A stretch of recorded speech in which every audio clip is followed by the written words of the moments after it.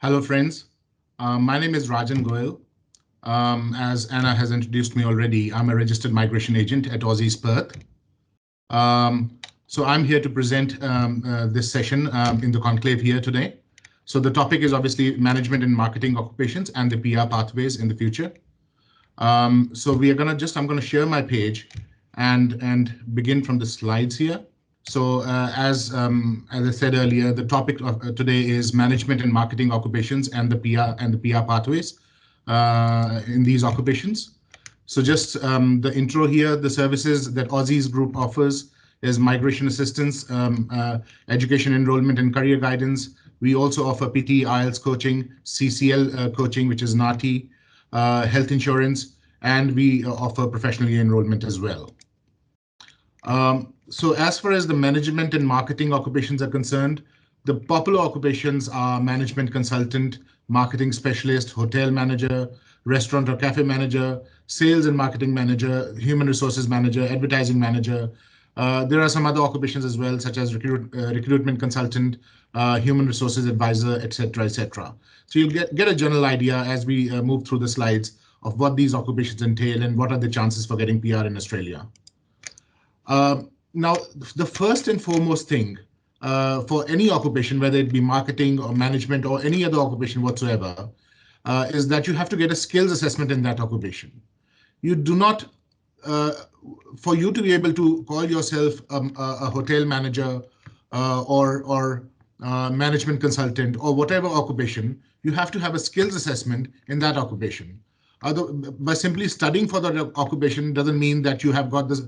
You are actually that occupation for migration purposes. So until and unless you've got the skills assessment for that particular occupation, you do not have that occupation. And every occupation has different skills assessing bodies, and every body has different criteria for various occupations, and you have to make sure that you meet that criteria in order to be able to get the skills assessment for that occupation. So the first and foremost step, as I said, is getting a skills assessment for an occupation. For most of the managing and marketing occupations, there are two skills assessment bodies. The first one is Institute of Managers and Leaders. So this testifies many marketing and management occupations. And then the second one is VETASSES. And there are many of the management and marketing occupations which actually are assessed by VETASSES. I'll just go through the occupations which are assessed by Institute of Managers and Leaders and VETASSES separately. So I'll discuss the VETASSES first, the VETASSES criteria. For whichever occupations, such as management consultant, marketing specialist, whichever occupations are assessed by VETASSES, the criteria is mostly the same for all the occupations. The applicant needs to have a minimum of bachelor or a higher qualification. And after the qualification, they need to have 1 year highly relevant work experience as well in their nominated occupation. Some of the occupations which are assessed by VETASSES, such as restaurant manager, you only need to have a diploma or a higher qualification, but you always need to have 1 year post-qualification experience in the last 5 years for you to get a successful skills assessment from VETASSES. So I think restaurant manager is possibly the only managerial level occupation which you can have where you can have a diploma or higher qualification. Most of the occupations in this unit group require you to have a minimum of bachelor or higher and 1 year post-qualification experience in the last 5 years. Some of the occupations, such as management consultant, environment manager, or other occupations, you might need to submit organization charts as well, so as to prove to VETASSES that you were actually performing the occupation at the relevant in the relevant hierarchy, and you fit into and the position was genuine enough. So yeah, the criteria for VETASSES, as I said, is the education plus 1 year post-qualification work experience. And that should be in the highly relevant, the job duties should be very similar to your nominated occupation. And the basic criteria for occupations which are assessed by Institute of Managers and Leaders is that you should have a bachelor's or master's degree, which should be comparable to an equivalent Australian qualification framework qualification.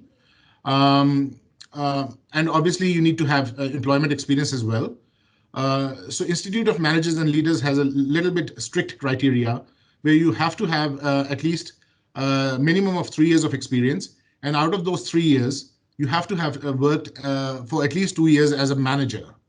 So you could be working as a management consultant for 3 years, but out of those 3 years, for the last 2 years, you should have at least worked in a managerial capacity to be able to get a skills assessment, a successful skills assessment from Institute of Managers and Leaders. Well, where the applicant does not hold a relevant bachelor's or master's degree, they still have a pathway, but you have to have, but the experience requirement increases. You have to be working for at least 5 years in your nominated occupation. And out of those 5 years, at least 2 years should be in a managerial capacity. So both the pathways are available where you have a relevant bachelor's. You just need an experience of 3 years. Where you do not have a relevant bachelor's, so you must hold a bachelor's though. I mean, it's just about whether the bachelor's is relevant or not. So if it's not relevant, you need at least 5 years of experience. Where it is relevant, you only need 3 years of experience. Okay, moving on to the next slide. Just bear with me. So just to give you an overview of various occupations, managerial and marketing occupations, and the availability in various states. Obviously, as I said earlier, I cannot reiterate this point enough that you do not have an occupation until you get the skills assessment for an occupation. So firstly, you have to make sure that you meet the skills assessment criteria, that is the experience criteria and the qualifications criteria. And once you have a skills assessment, then you figure out whether the occupation is on a particular state's list or not. And if it is there, then you will probably need to meet the additional criteria as a state requires you to have. So these popular occupations that are right there on your screen, like let's say management consultant, this occupation, particular occupation, is on the MLT-SSL list. I'll explain you about this list in a minute's time. What is MLT-SSL list or STSOL list? Now this occupation, as you could see on the screen here, is available for NSW regional, which is the 491 visa. It is there in the South Australian list. It is there in the WA list. No, sorry, it's not there in the WA list, but it's there on the ACT list. Marketing specialist in a similar manner is there on the NSW regional, South Australian occupation list, Northern Territory and ACT. Hotel manager again, NSW regional, Tasmanian list, it's there. South Australia, it's there. NT, it's there. WA, it's there. ACT, it's not there. Hotel manager, obviously, it seems to be on most of the states' lists. Restaurant manager, again, there on the NSW regional, Tasmania, South Australia, Northern Territory, WA. Again, a popular occupation and is there on most of the states' lists. Sales and marketing manager, South Australia and Northern Territory have it, and so does the ACT. Human resource manager, NSW regional, South Australia, Northern Territory, WA. Advertising manager, South Australia, Northern Territory, WA, sorry, not WA, but ACT. So these are the availability of these occupations in various state lists. So once you get the skills assessment, as I said, you have to figure out which state has that particular occupation, and then you have to meet additional criteria required by the state. Before I come on to this slide, okay, so these are the visa categories in the general skill migration category. So we've got subclass 189, we've got subclass 190, we've got subclass 491 state sponsored, and we've got subclass 491 family sponsored. So let's begin with subclass 189. So subclass 189 is not a state sponsored visa. It's a federal independent visa. All you have to, all you need for this to become eligible for this visa is that you need your occupation to be on the MLT-SSL list. As I was explaining earlier, the MLT-SSL list and the STSOL list. So medium and long-term strategic list. If your occupation is on this list, you are eligible for 189 visa, but you have to meet the other additional eligibility criteria as well. That is, you should have a minimum score of 65 points, be under 45, and you should obviously be invited to apply. As I said, have a suitable skills assessment is a must, and have at least competent English. Now, the first point, be invited to apply, that's a little bit tricky, because although you become eligible for this visa at 65 points, normally you do not get invited for this visa for less than 85 to 90 points, or in some occupations even 95 to 100 points, because of the number of people applying eligible under this visa category. So you have to make sure you have high enough points to be able to become eligible to get invited under this category. Then we've got state-sponsored visas, which is 190 and 491. Under 190 and 491, you have to, these are both state-sponsored visas. You have to meet the criteria laid out by the state. Normally, the points threshold is much less than that of the 189 category in these two categories. But in these two categories, which are the state-sponsored categories, 190 and 491, you have to meet additional criteria, which is, now every state has their own criteria. NSW may have a criteria which is different from South Australia. South Australia may have a criteria which is different from WA. For example, NSW regional, some of the regions in NSW may require you to at least study there for 2 years. You have to meet that criteria, or they may require you to at least work in your nominated occupation for at least 12 months in that particular area. Let's say Riverina requires you to has accountant on its list. They require you to work there for 1 year as an accountant. Only then you will become eligible for Riverina state nomination. So that is one of the region in New South Wales. Similarly, WA has this requirement for most of the occupations where you have to work where you have to study in WA for at least 2 years before you become eligible. So you have to meet that criteria in order to become eligible for WA or NSW or South Australia, as the case might be. So you simply cannot be nominated by a state if you have the occupation on the state list and you've got a skills assessment for it. You have to meet the additional state criteria, whatever that criteria may be, and as I said, it is different for each state. So you just have to go through that criteria and make sure you meet it. But normally the points threshold is pretty low as compared to the 189 category. You might get invited at even 65 points by some of the states. By some of the other states, you may have to score a little bit of higher score, but it is generally less than what you require to have in 189 category.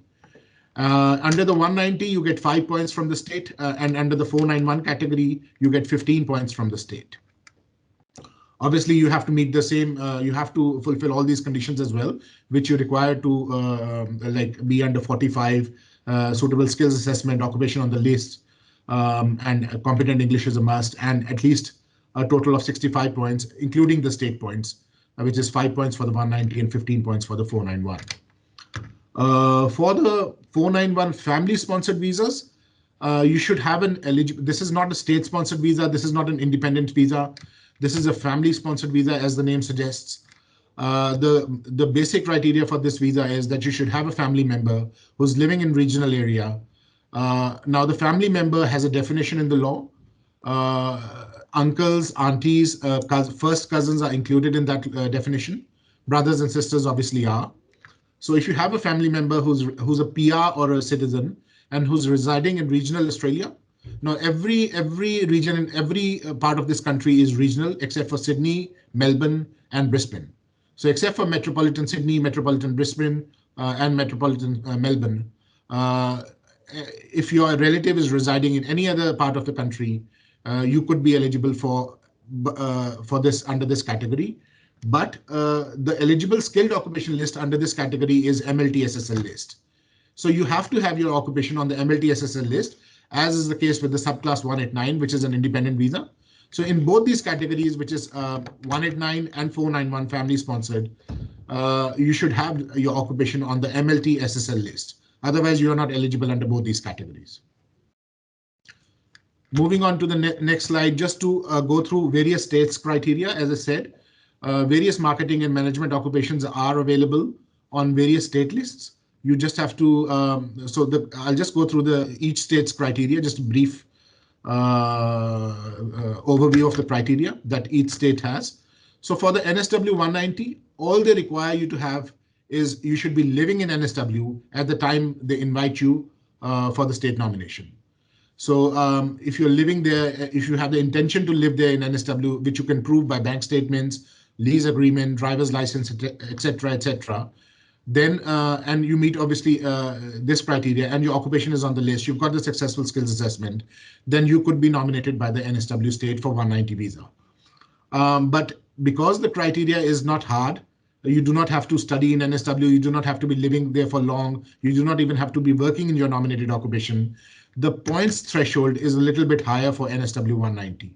Normally, people only get invited at 85 to 95 points in occupations which are there on the NSW 190 list. For NSW 491, which is sponsored by NSW regions, there are different criteria. You should at least be studying there for 2 years, or you should be working there for at least 12 months in your nominated occupation to be able to. Obviously, all the regions have their own skill list, occupation lists as well. So you should make sure that the occupation that you have the skills assessment for is there on the NSW regions that you're trying to apply for.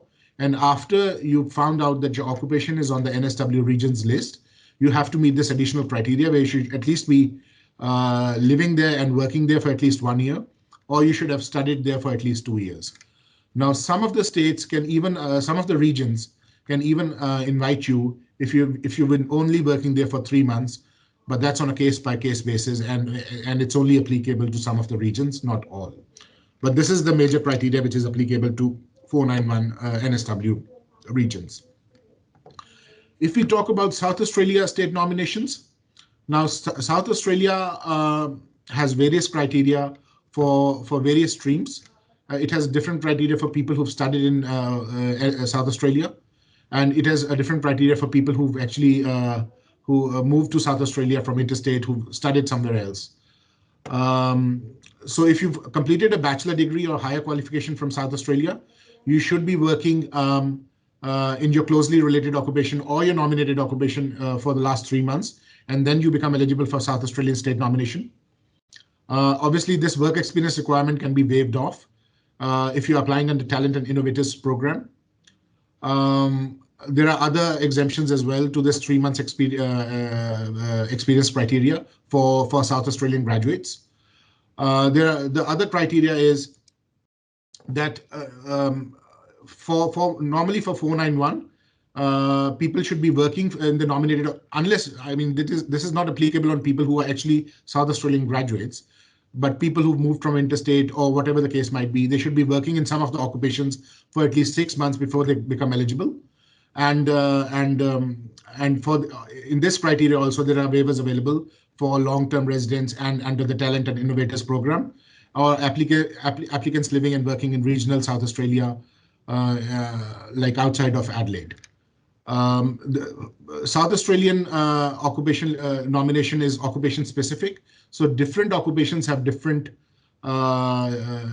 requirements. So some occupations may require you to only work there for 6 months. Some occupations may require you to work there for 1 year. So for example, registered nurse, you may only require to work 6 months to become eligible for 491. And for let's say accountants, you may have to work for at least 1 year before you become eligible for the South Australian 491 nomination. As far as the Victorian state nominations are concerned, the Victorian state nomination currently is influenced by pandemic. So they're only inviting people who are working in the critical sector. Occupation really does not matter. They do not have a specific occupation list at the moment. So if you're working for 6 months in medical, health or research, and you're supporting Victorian economy, then you could be, and inside you could be invited for 190. You just have to put up a registration of interest.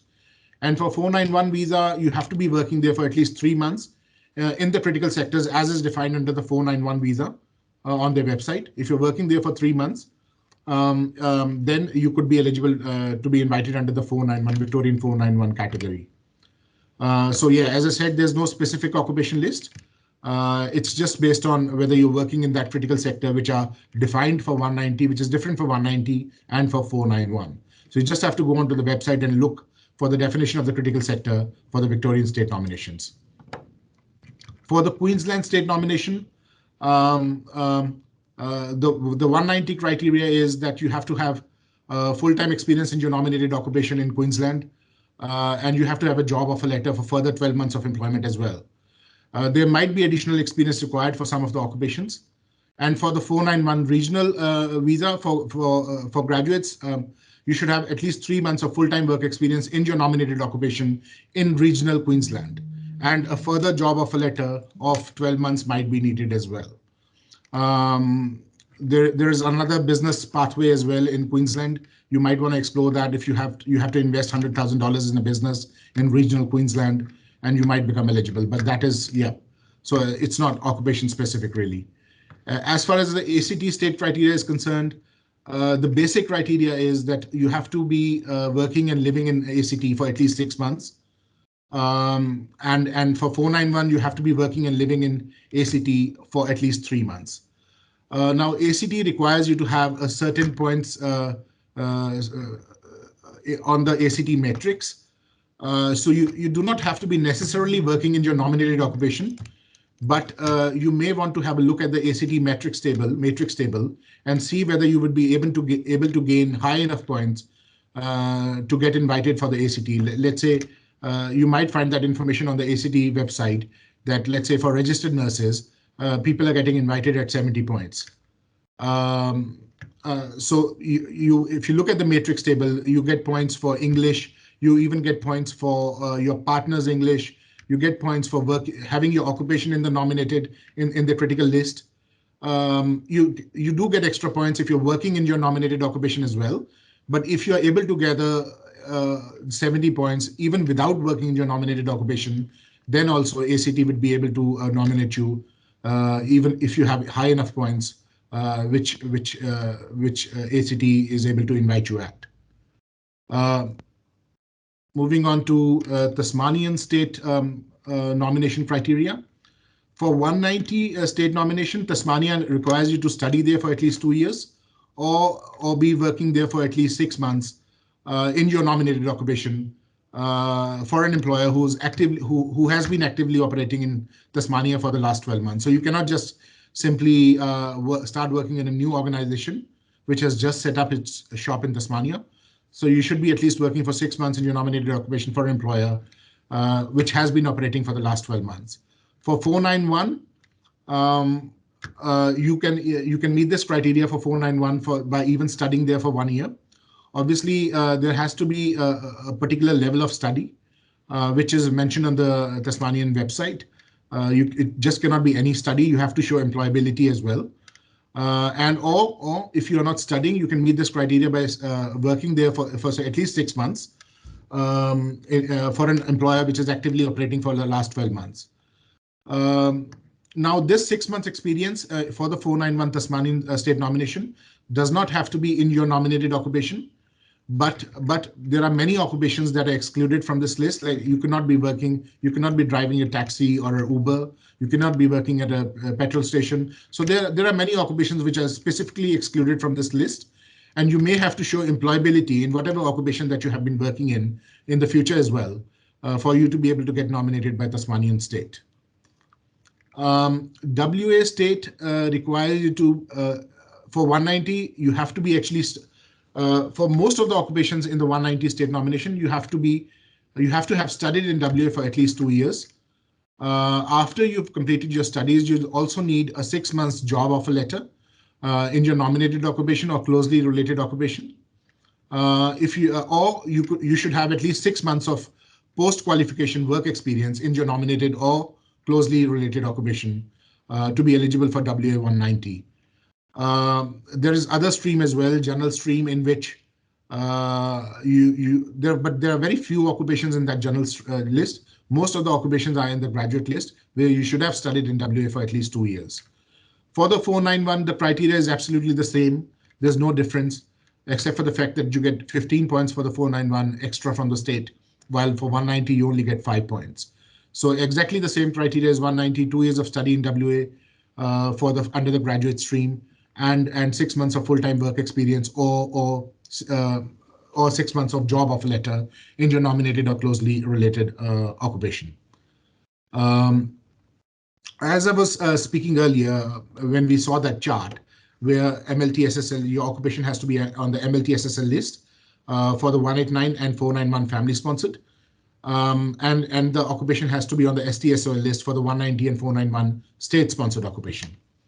So yeah, MLT-SSL list is medium and long-term strategic skills list.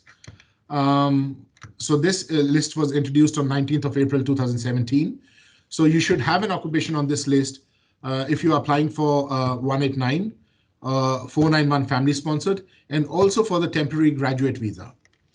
Unfortunately, not many of the marketing and management occupations are available on the MLT SSL list, other than a very few, such as management consultant. So let's say you've done the relevant studies for the occupation management consultant. You get a provisional skills assessment from VETASSES. You then could be eligible for 485 visa. But obviously, if you've studied masters or bachelors in Australia, then obviously you do not need to have an occupation or a skills assessment. You could simply apply for the graduate visa and get a 2 years or 3 years, depending on whether you've studied from regional area or metropolitan Sydney, Melbourne, or Brisbane. So yeah, if you've done masters or bachelors in Australia, it doesn't matter what your occupation is. You can simply get a graduate visa anyway. But if you've not done masters or bachelors and you're relying on your diploma, then you should have your occupation on the MLT SSL list for you to be able to get the 485 graduate visa. But yeah, most of these occupations, as you already know, managerial and marketing occupations require you to have a bachelor's or master's. And if you've done masters, you should be able to get a graduate visa. And then you can obviously get work experience. And once you fulfill the work experience requirement, you can get a skills assessment, and then you can meet the additional state criteria, depending on which state you're living in or which state you're moving to. STSOL list, this is applicable to state-sponsored visas, which is subclass 190 and 491. You must have an occupation on the STSOL list. This list was also introduced in April 2017. So just another list for occupations which your occupation should be on, along with the state list. Now, every occupation on this list, if you have an occupation on this list, does not make you automatically eligible for the state nomination. Now, every state has their own list as well. So you should make sure that your occupation should be on the state list as well in order to become eligible for that particular state. So yeah, just having your occupation on this list doesn't mean that you become eligible for state sponsorship. Now, obviously, as I said earlier, there are various requirements for skills assessment. Most of these occupations, managerial and marketing occupations, require you to have at least 1 year of work experience or more in your nominated occupation, which should be post-qualification. So obviously, working in your nominated occupation will help you get your skills assessment. Not only it will help you get your skills assessment, but you can use those points, that work experience, to score 5 more points, because you get 5 points for the 1 year work experience. But obviously, the work has to be performed at the skill level, and obviously, some states might require you to have 1 year work experience. Let's say South Australia requires you to study in Sydney, but you now want to get eligible for South Australian state nomination, and South Australia requires you to have 1 year experience in your particular occupation. So you can move to that particular state and gain that 1 year work experience in that state. And once you've gained that work experience, you'll become eligible for the South Australian state nomination because you've worked there for 1 year. And you'll also become eligible for the skills assessment because you've fulfilled that 1 year work requirement, post-qualification 1 year work requirement, as was required by the skills assessing body. So you've actually sort of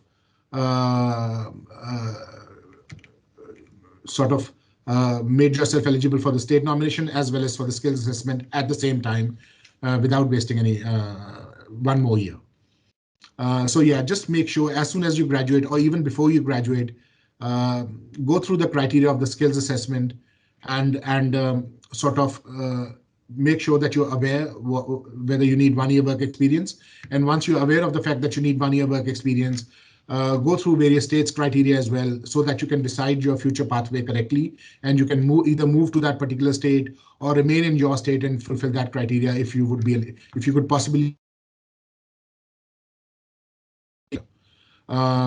So yeah, so there are lots of benefits of working in your nominated occupation. Obviously, the added benefit is that you gain experience, which essentially means that you'll be able to gain employment in the future. And all these occupations are very, very highly paid occupations in Australia.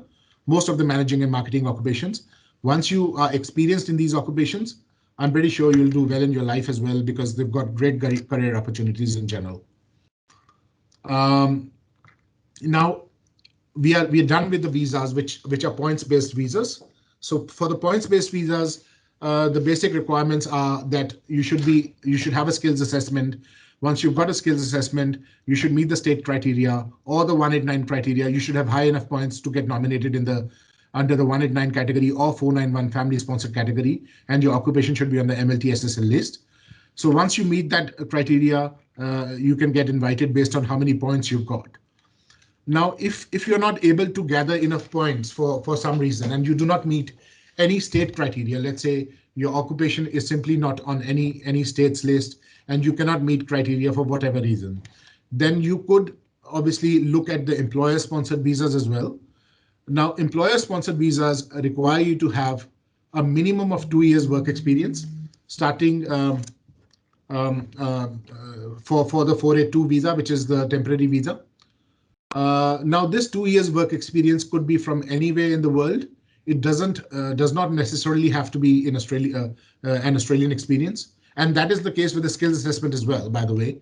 So let's say you had a relevant bachelor's back in your home country from overseas, and you had a relevant work experience back in your home country, which was post-qualification of 1 year, then you could possibly apply for the VETASSESS skills assessment for that particular occupation. It doesn't have to be an Australian experience, and it doesn't have to be after the qualifications you've studied in Australia. It could be from anywhere in the world. And same is the case with the employer-sponsored visas. The 2 years experience requirement can be from anywhere in the world, but normally it has to be post-qualification. Now, for some reason, if you've only got 1 year work experience and you are in Australia and your visa is going to expire, then you have the option of applying for a training visa as well, which only requires you to have 1 year work experience in the last 2 years, or you should have completed your studies in the last 2 years. So you can gain that extra 1 year work experience requirement for the 482 visa on a training visa, and then subsequently apply for the 482 visa, and then possibly apply for the 494 or 186 visa, depending on which occupation list your occupation is on. So occupations which are on the STSOL list can only apply for the 482 in the short-term stream, which essentially means that you can apply for the 482, which is a temporary visa for at least, you'll get it for 2 years, and then you can get an extension for another 2 years. But you cannot apply for the permanent residency pathway through the 482 visa. So you'll either have to apply for the 494 visa after you've got a minimum of 3 years work experience. 494 is a regional visa. I'll just explain that in detail in a second's time. So yeah, basically 482 visa, you can get it for 4 years if you've got your occupation on the MLT-SSL list and you've got a minimum work experience of at least 2 years, which should be full-time as well. And if your occupation is on the STSOL list, you can only get a 482 visa for 2 years, plus an extension of another 2 years if your occupation is on the STSOL list and you had a minimum experience of 2 years, which was full-time.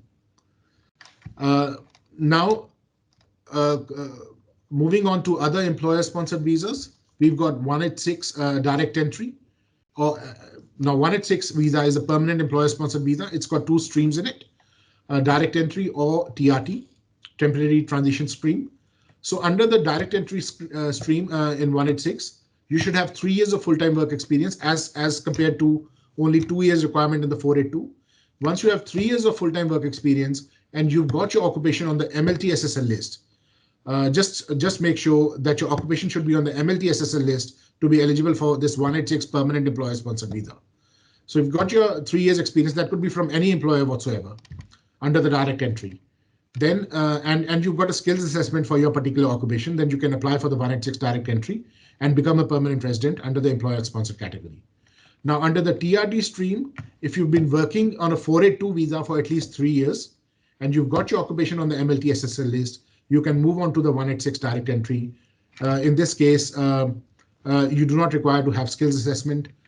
You can simply move on to the TRT stream after having worked for 3 years under the 482 visa. But your occupation has to be on the MLT-SSL list nonetheless, and it's regardless of which stream you're applying under. Now, if your occupation is not on the MLT-SSL list, the other visa which could lead to permanent residency in Australia is the 494 visa, which is the regional provisional employer-sponsored visa. Now, under this visa category, you should have your occupation on the ROL list. which is regional occupation list. It's a very wide list, and your employer should be based out of regional Australia. It should not, the employer should not be in Sydney, Melbourne, or Brisbane. As I was explaining earlier, the definition of regional Australia. You should have at least 3 years of full-time work experience in the last 5 years. The experience has to be highly skilled post-qualification, and you should have a skills assessment in your nominated occupation as well. Obviously, the age limit for all the visas, normally all the visas in Australia is 45 years. So you should be under 45 years. Obviously, there are concessions available under the labor agreement stream or some other concessions as well, but very few. So mostly you should be under 45 years of old for any skilled migration if you're applying under skilled migration category in Australia. So 494 is for people who do not have their occupation on the MLTSSL list.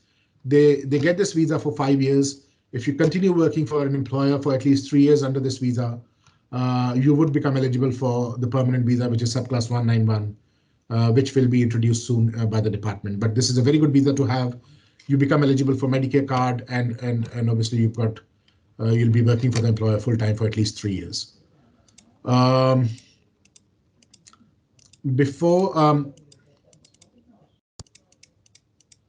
So this was all about the managerial and marketing occupations in Australia. So just to sum it up, we need to have a skills assessment first for most of the points-based visas at least. So skills assessment is a must. So most of these occupations require you to have either 1 year or 3 years of experience if you are being assessed by Institute of Managers and Leaders. Now, as I was saying earlier, the list of most popular occupations, which is this list. Under this list, as you could see, these 4 occupations on the top: marketing specialist, hotel manager, restaurant, cafe manager. These are all assessed by VETASSESS. Obviously, there are other occupations as well in this category. These 3 occupations at the bottom: sales and marketing manager, human resources manager, advertising manager. They are assessed by Institute of Managers and Leaders. So obviously, VETASSESS only requires you to have 1 year of work experience, highly relevant, after the highly relevant bachelor's or master's or diploma, as the case might be. But Institute of Managers and Leaders require you to have at least 3 years of work experience if you've got a relevant bachelor's. And out of those 3 years, you should be working in a managerial role for at least 2 years. So yeah, make sure you're eligible for skills assessment for one of these occupations. Once you're eligible for skills assessment, I think we can work out how to make ourselves eligible for either the state nomination or 189 or even the employer-sponsored categories. I hope you've got a general idea of how these occupations work.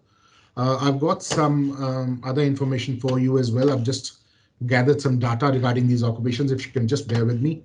I've just gathered some data about various managerial occupations here. I hope everybody can see this Excel sheet. So if we talk about this occupation, human resource manager, as you could see, the various EOIs people have in place. So at 65 points for 190, only 22 EOIs are at the moment. And for the 491, even less than 20. At 70 points, only 42 EOIs are in place. So as you could see, not many EOIs are there. So there's a high chance of people there's very less competition in this occupation. So not many EOIs in place, possibly because people cannot fulfill the skills assessment criteria or the state nomination criteria. And if we look at this graph here, which is subclass, I hope people can see these circles here, which says, one of the circles says subclass 190 EOI distribution.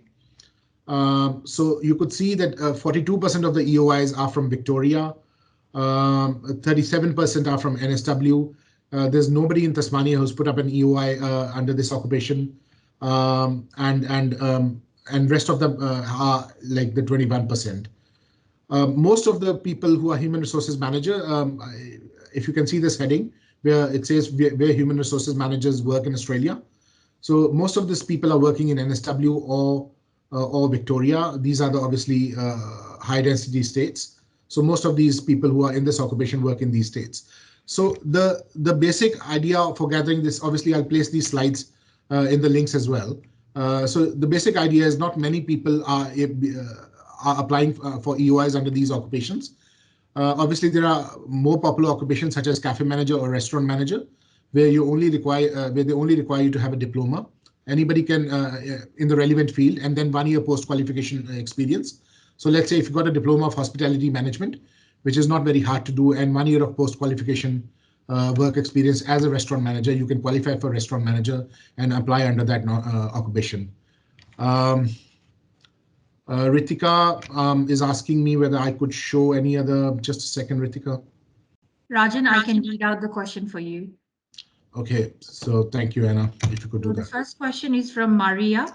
What is the best strategy to get the PR for the management consultant occupation in terms of the sponsor?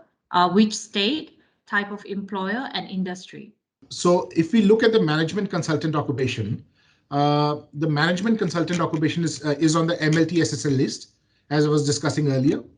So you've got visa options for this particular occupation under the 189 category, as well as under the 190, 491, and the 491 family sponsored category as well. So let's say you've got a family member who's living in regional Australia and falls within the definition of the family member and is a PR or a citizen. You can even apply under this occupation under the family sponsored stream. So you only need around 80 to 85 points under the family sponsored stream to become eligible. As far as the states are concerned, let me just bring up the states which have this occupation on the list. Just bear with me for a second. So yeah, management consultant is there on the NSW regional list, is there on the South Australian list, is there on the ACT list as well. So if we talk about NSW regions, most of the regions require you to have at least, so you have to go to the particular region where this occupation might be. So there are quite a few regions in NSW. So most of the regions require you to at least work there for at least 1 year if you haven't studied there for at least 2 years. So you could actually move into one of those regions and find yourself a job as a management consultant. And once you fulfill that 1 year work experience requirement in those regions, you'll definitely be eligible to get nominated by that particular region. And if we talk about South Australia requires you to have 1 year of work experience as a management consultant. So if you move to Adelaide and work there for 1 year, if you haven't studied there already, so most of the states have this criteria where you should have either studied from those states or you should have at least worked in those states. So if you've not studied from a particular state, you should be working there for at least 6 months to 1 year. If you worked as a management consultant in Adelaide, let's say for 6 months, you become eligible for 491 regional state nomination. And if you work there for 1 year, you become eligible for 190 state nomination. So if you are not eligible right now for any state, you could think of moving to one of the states where you think you could get a job and you work there for 6 months or 1 month, 1 year, as the case might be, and you could become eligible for that particular state. And as I said earlier, there's not much competition in this field. You could definitely see yourself getting invited even after 1 year from now. Obviously, there are no guarantees, but it's very likely that you'll get nominated by a state once you get that work experience. The next question is from Info. Hi, I have worked in MNCs, probably he's saying management consultant, in India like Optus and FIS, worked as assistant manager. Do you think it is considered as management consultant? Well, the thing is, sorry, what was the name of the Info? Info. Okay, so the thing is, so you have to look at the duties under the management consultant. So the titles of the occupation do not matter. The thing is, there's a thing called ANZCO, which is Australian and New Zealand classification of occupations. So you have to go on that website and look at the duties which are mentioned under that occupation. So if you are performing all those duties which are listed under that particular occupation, you should normally be eligible. Obviously, you should not be in a lower enough role. For management consultant particularly, you'll need to give the organization chart as well. And you should fit right in the hierarchy of the management consultant in order to be able to get a successful skills assessment. And the duties that you are performing in your job should match the duties which are listed under that occupation in the 𝐴NSCO. So you can just type 𝐴NSCO and look for management consultant. And once you figure out the duties, if you think the duties that you were performing in the job match the duties, then obviously it should not, the duties should not be 100% same. But yeah, if the bulk of the duties match that occupation, you should be able to get a skills assessment. And once you get the skills assessment, as I said, you just have to make yourself eligible for one of the states or the 189.491 category, and then we can put up an expression of interest. Thank you, Rajan. Just to let everyone know, if you want to look for your occupation, the 𝐴NSCO, I have just shared a link for you guys as well. You can just follow that link and you can search if your occupation is in the MLTSSL or STOSL list or not. The other question, let me just scroll up. Yeah, from Maria. Is it required to apply to the state government for a family-sponsored 491 visa? No, Maria, the family-sponsored visa is independent of any state. So it's not a state-sponsored visa, it's simply a family-sponsored visa. All you need is a family member, which, as I said, which falls within the definition of family member as provided in the migration law. Aunties, uncles, first cousins are included in that definition, and they should be PR or citizen of Australia, and they should be usually resident in a regional area. So if they've recently moved to a regional area, that's fine as well, as long as they can prove the intention of living in a regional area, like in the future as well. So yeah, so they should be domiciled in that regional area. So it's not state sponsored. It doesn't matter which state you are living in. You could be living in Sydney, but your family member has to be living in regional Australia. That is place other than Sydney, Melbourne, or Brisbane. Ritika is asking, can you show recruitment consultant or management consultant numbers as well? I think the last slide you were showing them. Okay, I hope you can see this Excel sheet now. So yeah, so this particular occupation, sorry, just bear with me. So this particular occupation is on the MLTSSL list. So it's eligible for both under the 189 and the 190 category. As you could see, there are around 46 EOIs at 90 points even, and 68 EOIs under the 190 category, and less than 20 under the 491 category. Because people who've got the work experience requirement and fulfill the state's criteria in this occupation would mostly become eligible for 189 and 190. So yeah, so the state, so if you look at the state-wise criteria, so NSW has the most number of EOIs under the 190 category. NSW has 231 EOIs in the system for under the 190. So there are 231 people in NSW who are eligible for 190 possibly under this occupation, and 58 under the 491 NSW regions. Not many other states have. So yeah, so Queensland has 34, South Australia has 25, Victoria has 59. Obviously, you have to meet additional state criteria as well. So I'm hoping all these people meet the state criteria, and these are the numbers here. So yeah, if you can see the percentage here, 37% of the EOIs in the system are from NSW. So yeah, so these are the numbers for the occupation management consultant. And which other occupation they were saying about, Anna? Management consultant, recruitment consultant, and management consultant. So recruitment consultant, these are the numbers for recruitment consultant. It's not on the 189 list.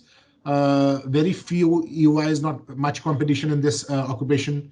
27 at 80 points, 35 EOIs in the 190 category, 75 points, 42, 70 points, 53. So most of the people, as you could see, are gathering 70 to 75 points in this occupation, and they should hopefully get invited if they meet the state criteria.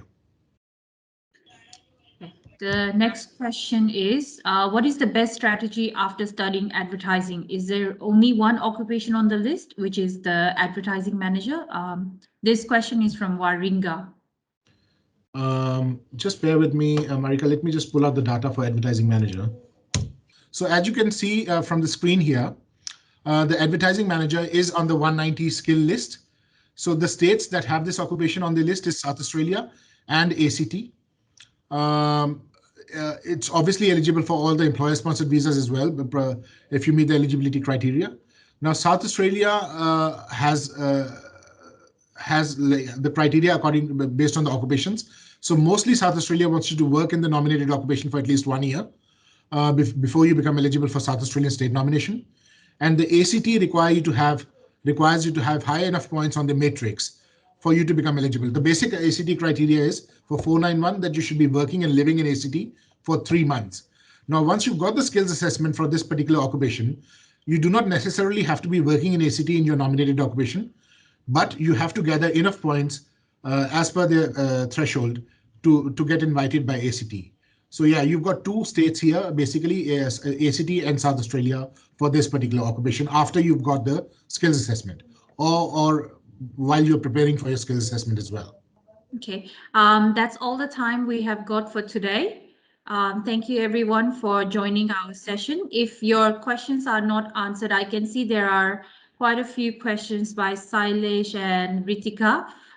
You guys can join our Q&A session, which is happening at 5:30 p.m. today. This is the Melbourne time until 6 p.m. So other migration agents will be joining this session and they are taking just the questions only. So you can join this session. And also, we would like to request you to leave us a feedback. I have just shared a review link about today's session, how Rajan presented all the information. Are you happy with the information provided? And did you find it beneficial or not? If you can share your feedback through this link, that would be great as well. Neil, you are asking more questions. Maniluk, there are a lot of questions coming in, but we don't have time today. We have to end the session now. I have shared the link for the Q&A session. You can join the link there. And it's happening at 5:30 p.m. till 6 p.m. The agents will be taking questions only. So you can drop your questions in the chat box in that session, and we ensure that it will be answered. And there are other sessions running right now. It has already started for parent visa, partner visa, and state nomination visa. So I have dropped the link in the chat section. I'll again share it with you. If you guys want to join these state sponsorship visa, parent visa, and partner visa session, you can join the link through the comment section. And that would be all. Thank you very much for joining today. Thank you, Rajan. Thank you, Anna. Thank you. Bye, everyone.